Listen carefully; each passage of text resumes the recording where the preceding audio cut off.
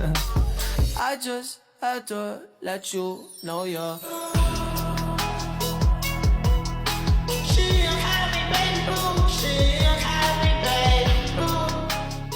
Assalamualaikum warahmatullahi wabarakatuh.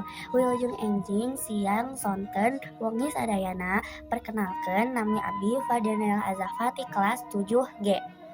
Dina kesempatan ieu Abi bade ngadongeng ngenaan hiji carita nyaeta Saksakala Situ Bagendit. Saksakala Situ Bagendit nyaeta sasakala anu asalna ti Kabupaten Garut.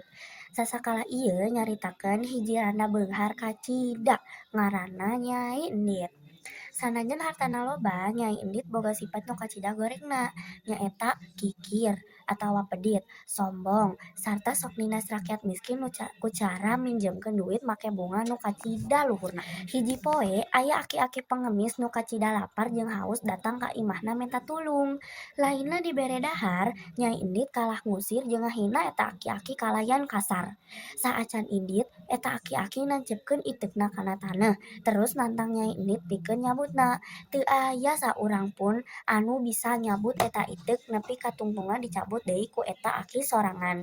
Sakatitip eta iteuk dicabut, tina tilas liangna bijil cai nu kacida lobana, nepi ka ngabalukarkeun banjir badag.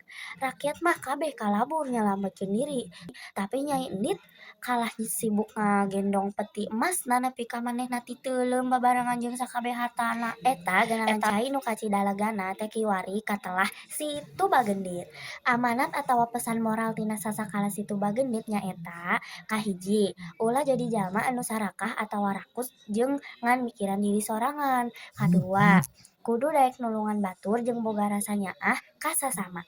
Tilu, jalma anu kikir jeung jahat akhirna bakal meunang balasan tina kalakuanana. Sakitu carita anu tiasa Abi caritakeun, mugia aya mangpaatna sareng tiasa dicandak hikmahna. Hapunten upami aya kalepatan, hatur nuhun kana perhatian sadayana. Boboko wadah bakatul, dina meja loba kaca. Hapunten bilih teu akur dina mangsa maca sasakala.